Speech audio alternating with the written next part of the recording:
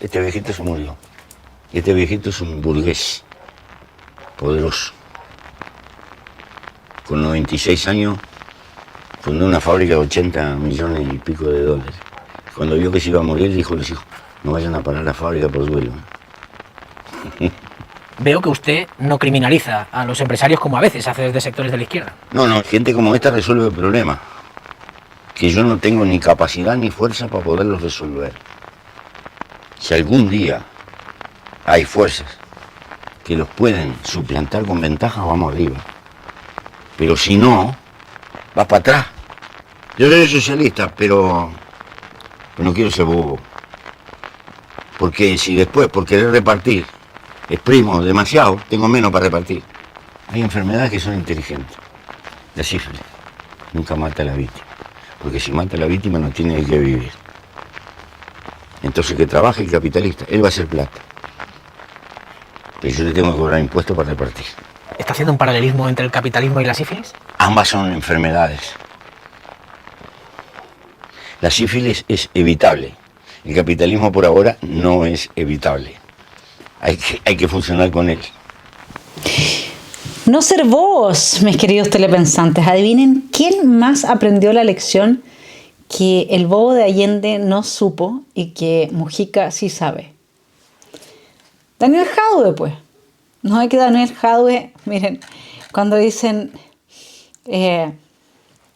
Ramón López, ¿no? Que es quien representa la parte económica del programa de Jadue, dice, no hay olas estatizadoras ni de expropiación. Asesor económico de Jadue desmiente caricaturas del programa de gobierno. Entonces todos los que creen que Jadue no es tan terrible, aplauso de foca. A ver, analicemos un poco las palabras de Mujica. ¿Quién es la sífilis? La sífilis no es el capitalismo.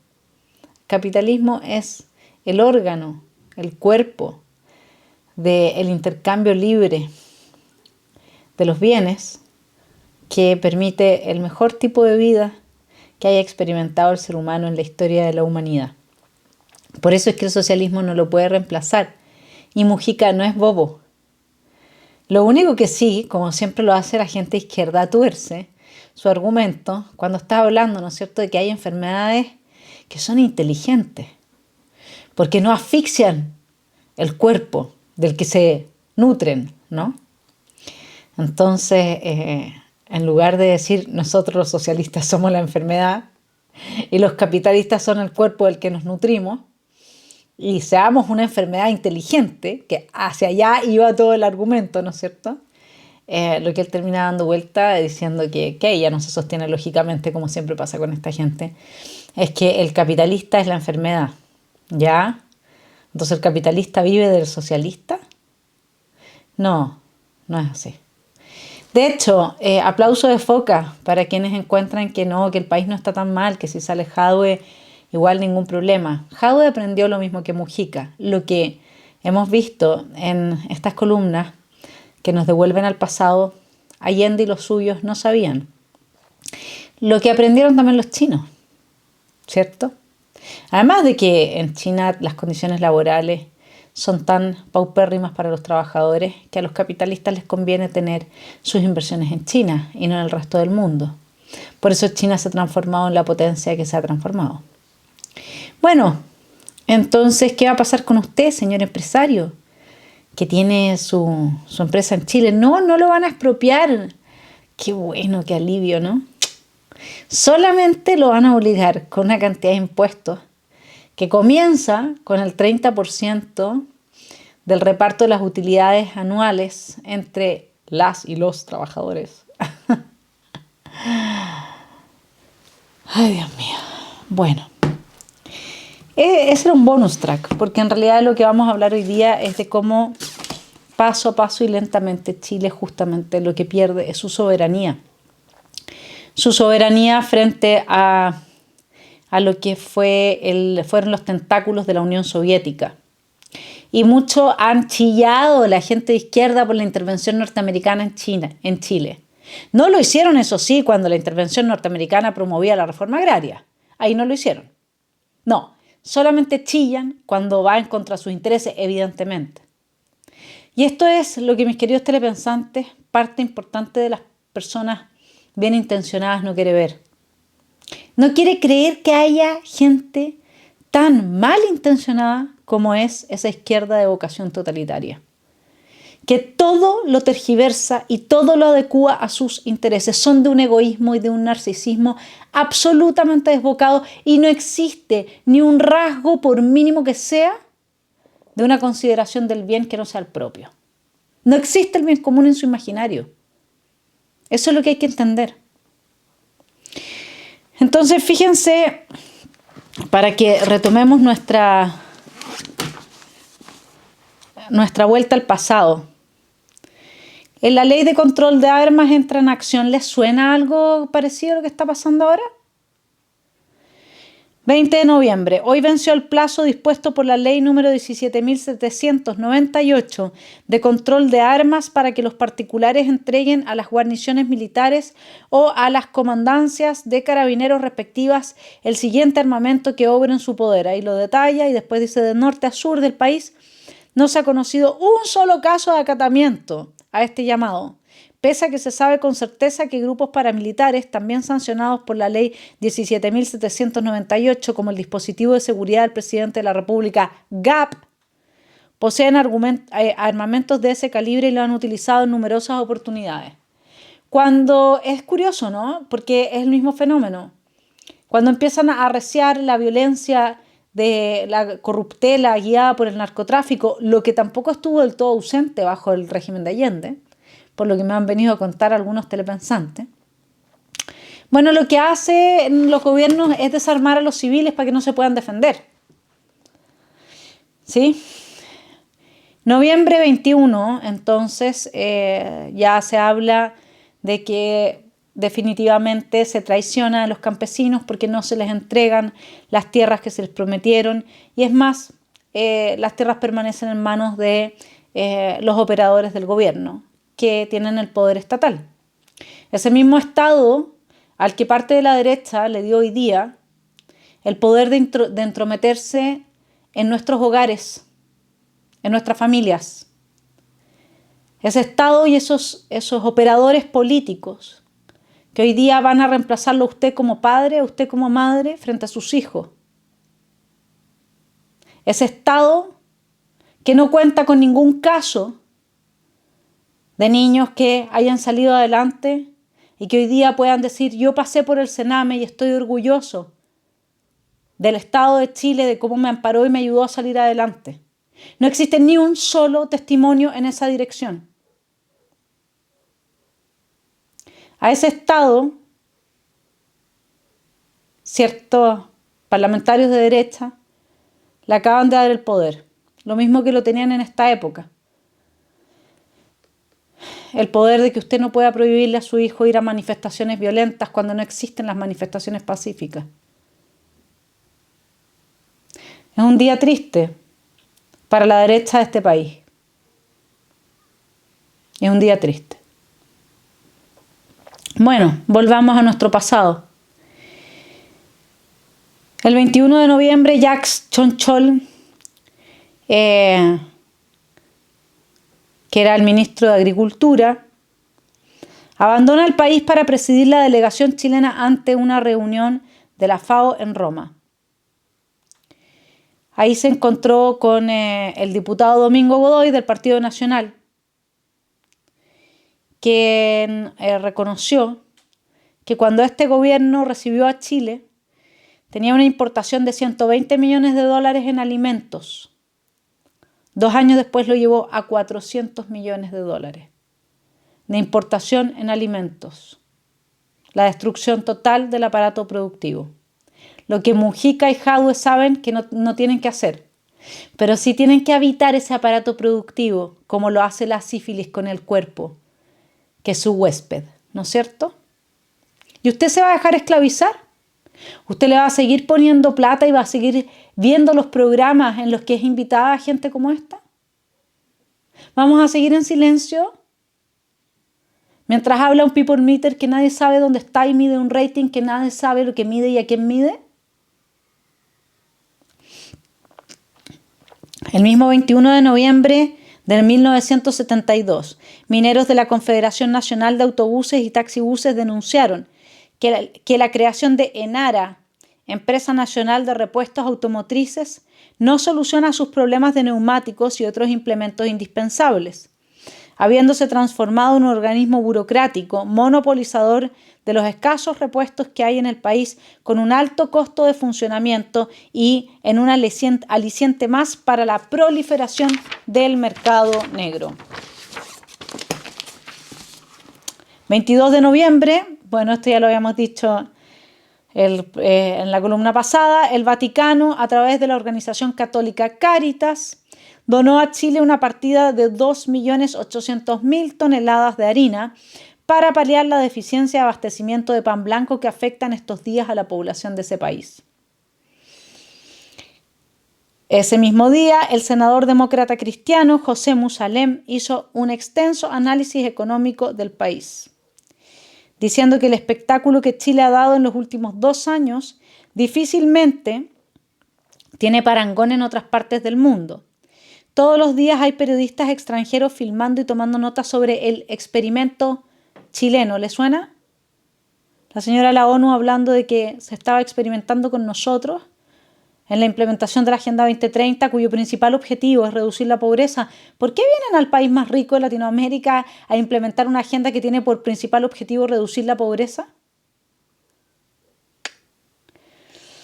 Todos los días hay periodistas extranjeros filmando y tomando notas sobre el experimento chileno, todos embobados observando cómo un país se ha destruido en 2 años.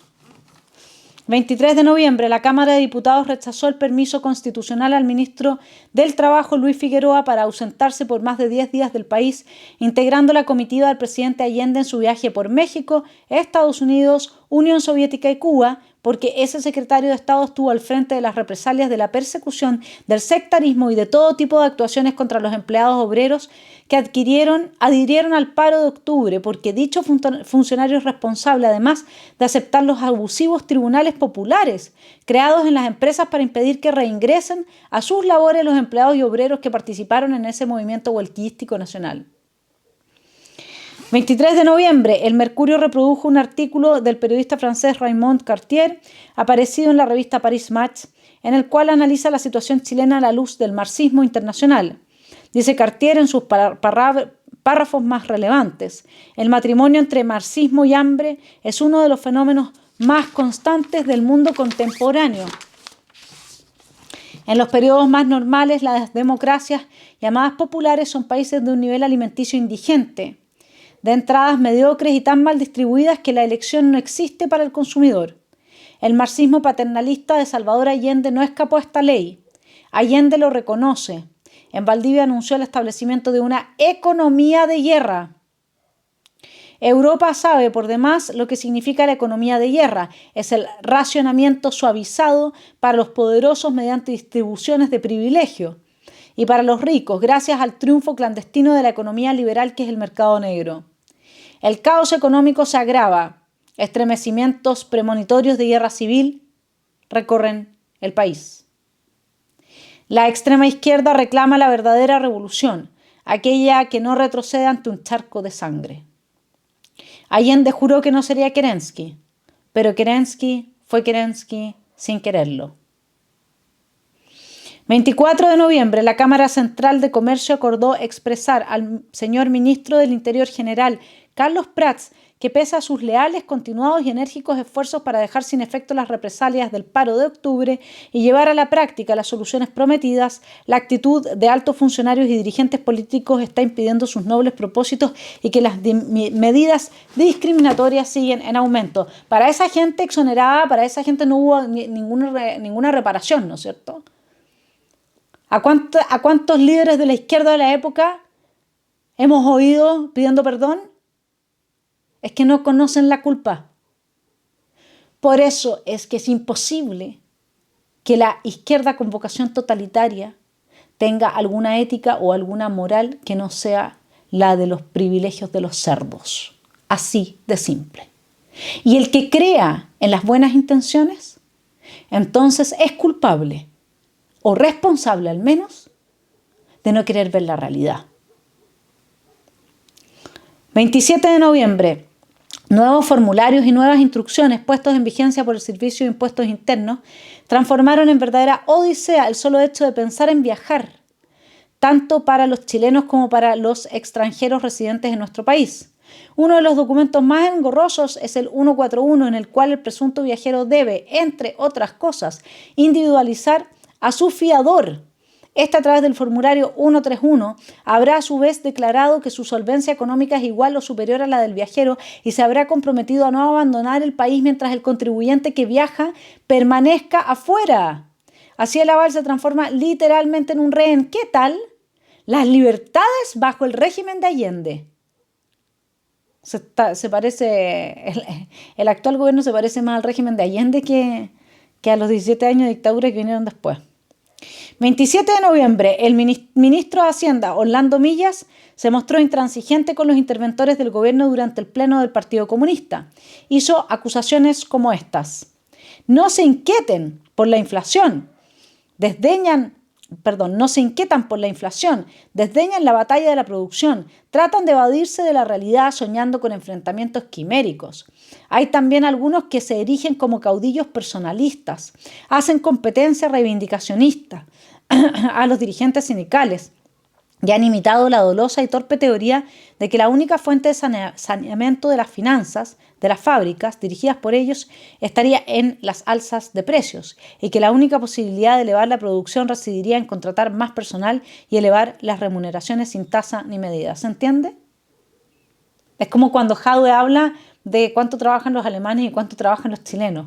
Como si la productividad y el capital humano de cada quien no fueran el factor realmente relevante de la cantidad de horas trabajadas y por lo tanto el nivel que aporta cada sujeto con su trabajo a la economía en total. Bueno, acá en definitiva lo que pasa cuando ya los cerdos están en el poder es que, bueno, de lo que se trata es que si quieren que seamos más productivos, metamos más gente a trabajar, pues. Y si queremos que la empresa le vaya mejor, subamos los precios. Pero sí es súper simple. ¿Y de quién es responsabilidad de que la gente sea así ignorante? ¿Quién tiene la responsabilidad de que la gente sea así de ignorante? La clase política. Y si hay algo por lo que yo podría decir que haría una crítica muy fuerte a los 30 años de los gobiernos de la Concertación, además de la falta de oxígeno democrático al interior de los partidos políticos que generó lazos nefastos entre el poder político y económico, es la falta de preocupación que tuvieron por una buena educación en términos de calidad, no de cantidad. No se trataba de dejar a todos los niños de Chile encerrados en jornada escolar completa. Eso era inicialmente para las madres que necesitaban dejar a sus hijos en establecimientos escolares permanentemente y poder ir a trabajar tranquilas. Nos encerraron a todos los niños, sin infancia, llegando luego a hacer tareas. Eso no existía antes. Y eso no mejoró la calidad de la educación. Y hasta el día de hoy la gente cree que Jadwe puede lograrlo, que lo puede hacer. Que nosotros podemos llegar a tener esos niveles de recaudación que hablaban, no me acuerdo si de Suiza o de Ecuador, de Suecia, que por lo demás nunca fueron tales. Y la gente le sigue creyendo. Y hasta que no salen periodistas como con la actitud que tuvieron del Río y Santa María, la gente le sigue creyendo. 1 de diciembre de 1972. El poder femenino, nacido en la mundialmente famosa Marcha de las Cacerolas Vacías, conmemoró el primer aniversario de este acontecimiento, en que las mujeres chilenas fueron por primera vez multitudinariamente insultadas, vejadas y golpeadas por bandas de la Unidad Popular. Ahora el marxismo es feminista. Ya. Y sufrieron una represión policial violenta ordenada por el gobierno. En esta conmemoración, miles de mujeres rindieron homenaje a la bandera de Chile en el Teatro Caupolicán y amenazaron a las autoridades marxistas con lemas vociferados y redoble de cacerolas. Ese mismo día, los ministros civiles del gabinete dice, le están mintiendo a los militares, declararon dirigentes gremiales de empresas donde aún se aplican represalias por el paro de octubre. Entre los transportistas, por ejemplo, hay 7.000 casos de sancionados. El presidente del Sindicato de Ingenieros de Chilectra, Juan Ibacache, contó que a los profesionales se les aplica la política de traslado al patio de los elefantes. No se les da trabajo para presionarlos psicológicamente, llegando al extremo de quitarles sus escritorios y los útiles para que no puedan trabajar. 2 de diciembre, la situación política, económica, social y cultural del país no puede ser peor, dijo el presidente del Partido por la Democracia Cristiana, Renán Fuentealba, al rendir su cuenta ante el Consejo Nacional Ampliado de la Democracia Cristiana. El parlamentario continuó su diagnóstico diciendo: hay una tendencia cada vez más acentuada hacia el totalitarismo y el burocratismo de algunos funcionarios incompetentes e incapaces, cuando no inmorales. El burocratismo es la herramienta esencial para atentar en contra de la dignidad de las personas. Cuando una otra persona, por tener poder, por ser burócrata, trata a un ciudadano para el que supuestamente trabaja como un desigual, inferior. Esa es la peor estructura que existe para que un ciudadano se autoperciba viviendo en una condición de dignidad. Y el burocratismo no lo va a resolver ningún partido que no se haya propuesto limitar claramente el tamaño del Estado. Y en la socialdemocracia de la derecha esa propuesta no existe. 3 de diciembre, los municipios del país corren peligro de desaparecer a raíz de la mala política del gobierno. Este les debe, entre otras cosas, $700.000, denunció Juan Poblete Alay, presidente de la Confederación Nacional de Municipalidades, cuyos regidores se reunirán en un congreso nacional para defender uno de los más sólidos baluartes de nuestra democracia, según Poblete. 7 de diciembre, el presidente Allende, abocado de lleno a su visita a Moscú y a sus conversaciones con el secretario general del Partido Comunista Leonid Brezhnev, el primer ministro Alexei Kosygin y el presidente Nikolai Podgorny, declaró haber llegado a una completa identidad de puntos de vista con esos jerarcas. Eso es lo que dijo Allende. Luego, en una intervención de 20 minutos de duración, declaró públicamente que a la Unión Soviética la llamamos, adivine, nuestro hermano mayor, y que no estamos solos. Kosygin, horas después, le contestó en un brindis: estaremos siempre con ustedes. Rápido lo abandonaron a Allende porque se dieron cuenta que era un burgués que no tenía ninguna posibilidad de avanzar una revolución decente. 8 de diciembre, Eduardo Clavel, diputado del Partido de Izquierda Radical, denunció que en el mineral de Chuquicamata se ha contratado a 1.680 personas en lo que va del gobierno de Allende. Por eso aquí vamos nacionalizando, vamos estatizando, vamos creando más empresas. Así metemos a toda la parentela, ¿no es cierto?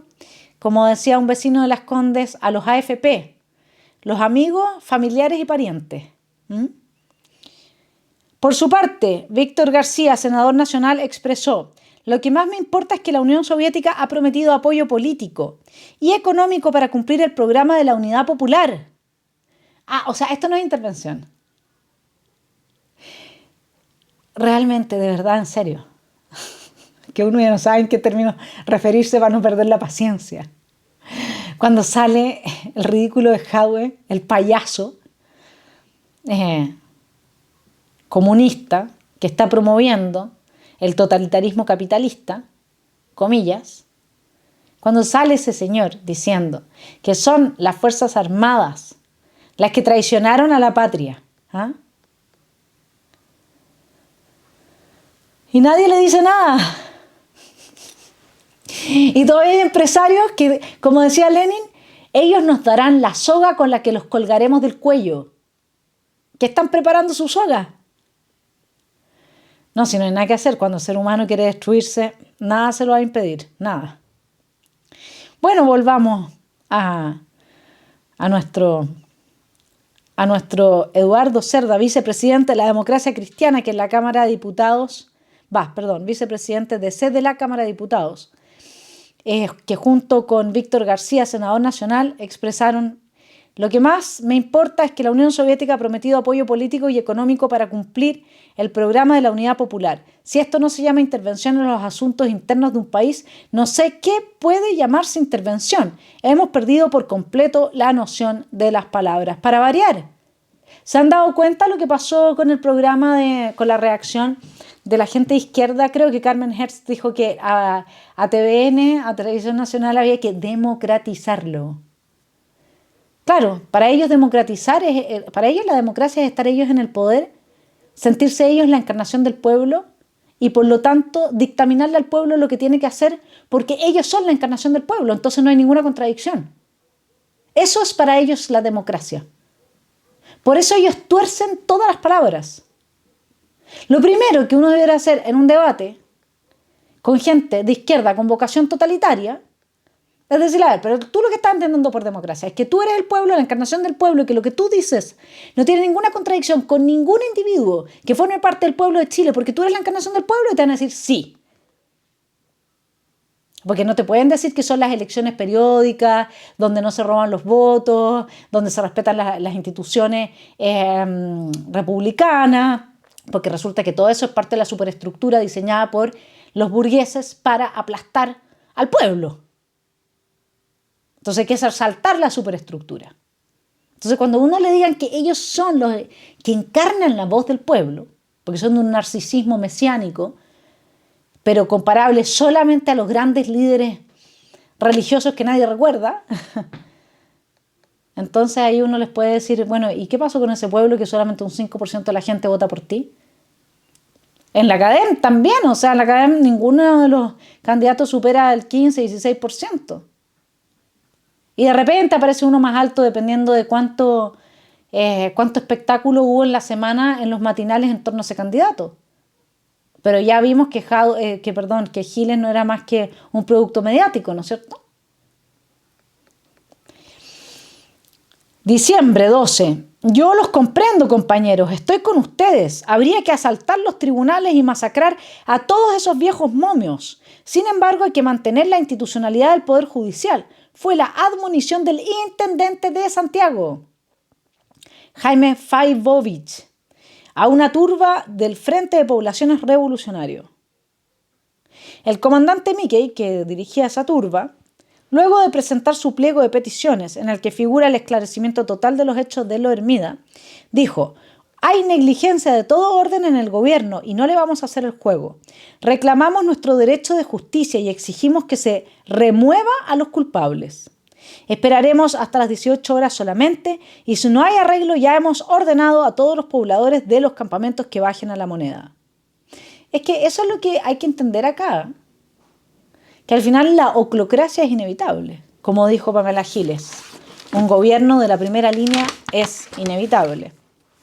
Bueno, vamos terminando. 13 de diciembre empezamos a ver la verdadera cara del general Prats. El presidente Allende, hablando en el acto de despedida de su visita a Cuba, agradeció emocionadamente, abre la cita, o comillas, palabras de Allende en el fondo, a eso quiero ir, la proposición de Fidel Castro de que el pueblo cubano se arranque un pedazo de pan para entregarlo a mi pueblo. En realidad se trataba de azúcar. El primer ministro cubano instó a sus compatriotas a una reducción voluntaria del consumo de azúcar para regalarle a Chile 40.000 toneladas anuales. ¿Qué les parece? Los cubanos que se mueren de hambre. Gran solidaridad. Mientras estos señores fumaban puros, hacían tiro al blanco, se juntaban con nenas y tenían sus fiestongas. Y el señor Fidel Castro fue uno de los hombres más ricos del mundo. Pero ustedes conocen gente que sigue creyendo que son buena gente. Como la UNESCO, que le hizo un homenaje al Che Guevara, a un hombre que anhelaba ver correr la sangre de campesinos, de homosexuales, de todos los que considerara sus enemigos. Y tuvimos ahora un homenaje a ese señor. Oigan, es que yo les digo una cosa, si nosotros no creamos una red de resistencia permanente para el avance de estas ideas, no va a haber futuro para nadie, ¿eh? Así es que vamos poniéndonos las pilas, yo creo. ¿sí? Con lo de la autonomía progresiva y las garantías de la niñez, hoy día ya... Aquí no va a sobrevivir nadie, entiéndanlo bien. Y eso en parte importante es por la ignorancia y por la falta de educación. Así es que pongámonos las pilas, se pueden hacer cosas. 13 de diciembre, pese a que un documento del gobierno fechado el 5 de noviembre e interpretado por los gremios como palabra de honor gubernamental, a cambio de la cual se puso fin al paro de octubre, rubricó que las juntas de abastecimiento y precio JAP carecen de facultades para asumir el papel de los comerciantes, estos organismos siguen adelante suplantando el comercio establecido. Se las acusa también de ser un foco permanente de suministros para el mercado negro y de actuar con graves discriminaciones de carácter político en la distribución de mercaderías, ya que en su mayoría están integradas por personeros del Partido Comunista. Ante esta situación, por orden del vicepresidente de la República, general Carlos Prats, el ministro del Interior subrogante José Toá reiteró públicamente la prohibición a las JAP de interferir en las actividades del comercio. 16 de diciembre, el senador de C, José Musalem, denunció lo siguiente: en los próximos meses el país vivirá un cohecho disfrazado porque la Unión Soviética enviará a Chile 35 millones de dólares en alimento para aumentar las posibilidades electorales de la Unidad Popular en los comicios parlamentarios de marzo. Ahí ustedes se dan cuenta cómo empiezan a funcionar todas estas políticas de bonos, ¿no es cierto?, de compra de votos, y la gente inocente y muerta de hambre y con dificultades que deja comprar que vende su voto. Así es como esta gente gana también. 18 de diciembre, somos pueblo y no gente de segunda clase.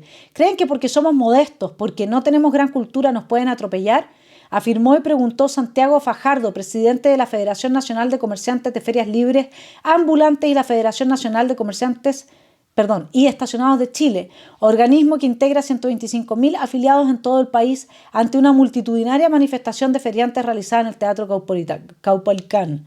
Luego de fustigar duramente a los mandos medios del gobierno y a la JAP, Fajardo continuó: somos trabajadores que luchamos en la calle para ganar el sustento para nosotros y nuestras familias.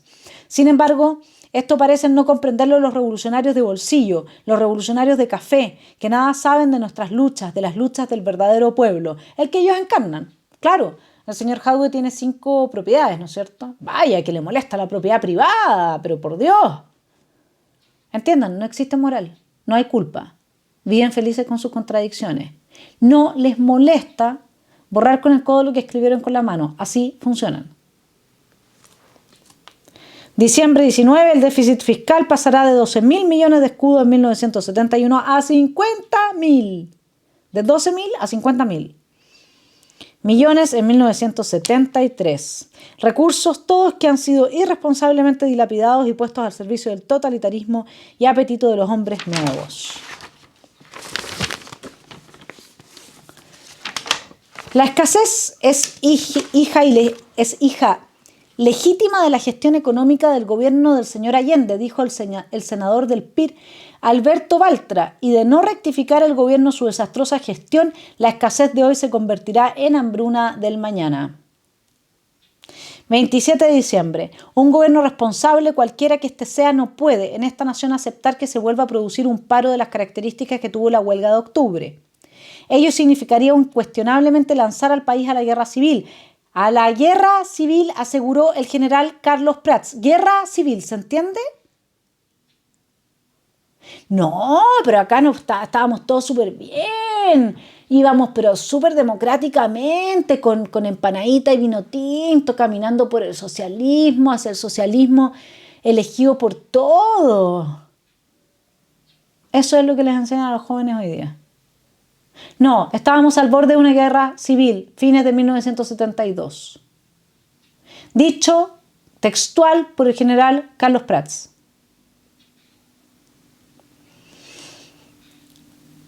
Ministro del Interior, eso lo dijo en el Senado, luego que Renán Fuentealba, presidente de la Democracia Cristiana, enumeró extensamente las represalias de que han sido objeto en organismos públicos los funcionarios que participaron en el paro gremial que a nivel nacional contó con la adhesión de 45 gremios.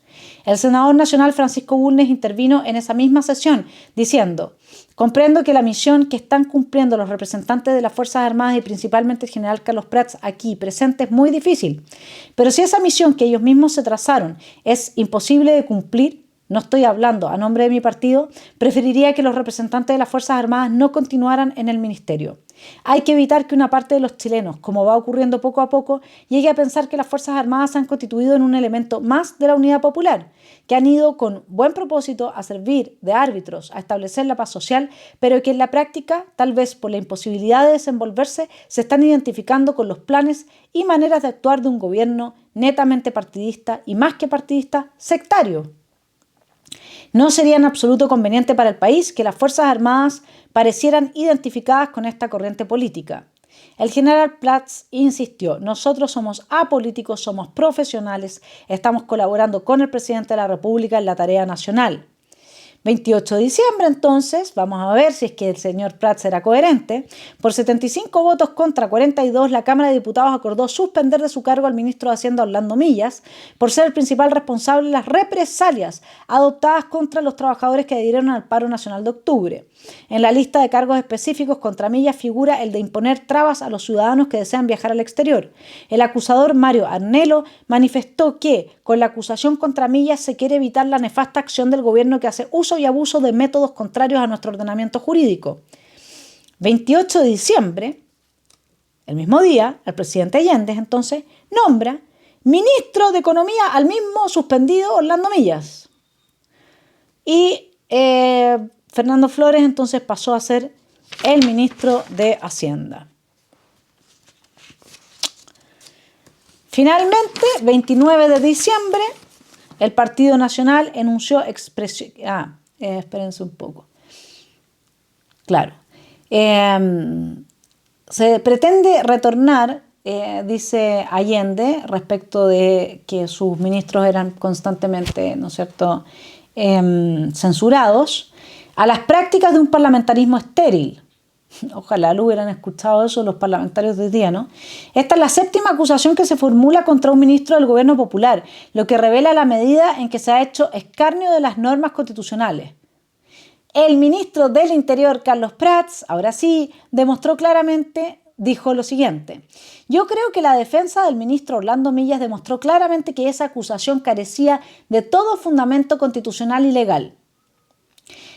El diputado nacional Gustavo Lorca denunció: el señor Allende se ha valido del subterfugio de nombrar nuevamente al ministro destituido, tras el abuso del poder y el escarnio de la ley. 29 de diciembre, entonces, el Partido Nacional enjuició las expresiones vertidas por el general Carlos Prats, ministro del Interior, declarando públicamente lo siguiente: el ministro del Interior, jefe político del gabinete, ha declarado que la acusación constitucional contra el ministro de Hacienda, acogida por la Cámara de Diputados, carece de fundamento legal. Esta declaración es absolutamente inaceptable porque ella significa emitir juicios condenatorios acerca de una decisión de una rama del Parlamento adoptada en uso de sus exclusivas facultades constitucionales. Si el Senado acogiera la acusación y por tanto destituyera de su cargo al ministro inculpado, significaría además que el señor ministro del Interior y comandante en jefe del Ejército se habría colocado en abierta oposición no solo a una rama del Congreso, sino contra una resolución de un poder del Estado. Debe recordarse que la incorporación del señor Prats y otros representantes de las Fuerzas Armadas al gabinete fue recibida con beneplácito por la inmensa mayoría de la opinión pública, en el entendido de que ello significaría un freno a los desbordes, ilegalidades y atropellos del gobierno marxista, que fueron causa de la enérgica protesta colectiva de octubre último. Esa misma opinión pública debe sentirse hoy decepcionada al ver al mismo señor Prats surgir innecesariamente en defensa de un ministro comunista, inculpado por la Cámara de Diputados por graves infracciones legales. Pensamos que el señor ministro del Interior no ha meditado palabras tan graves y comprometedoras. Lamentable episodio que pone de relieve la necesidad de analizar responsablemente la conveniencia de que las Fuerzas Armadas de Chile participen en el gobierno si sus personeros no guardan la debida independencia frente a la presión de los elementos marxistas que insisten en mantener los procedimientos viciosos que hicieron necesaria la reestructuración del gabinete. Bueno, mis queridos telepensantes, así va hablando la historia por sí misma, esa historia que nadie conoce, y bueno, tenemos que tenerla hoy día más que nunca a la vista, porque la corrupción, la burocratización, el asambleísmo desde la Convención Constituyente, parte de sus miembros elegía una parte importante, 87 de ellos, son realmente preocupantes. Les recomiendo una columna de Carlos Peña que salió el miércoles en el Cuerpo C, hablando del tercer estado. Démonos cuenta, realmente lo que importa está ahí. Y tratemos de ejercer algún tipo de presión para que el presidente de la República vete aquellos artículos que atentan en contra de la integridad de la familia de los chilenos. Eso, tenemos hartas cosas por las que unirnos. Les deseo un muy buen fin de semana. Que estén muy bien.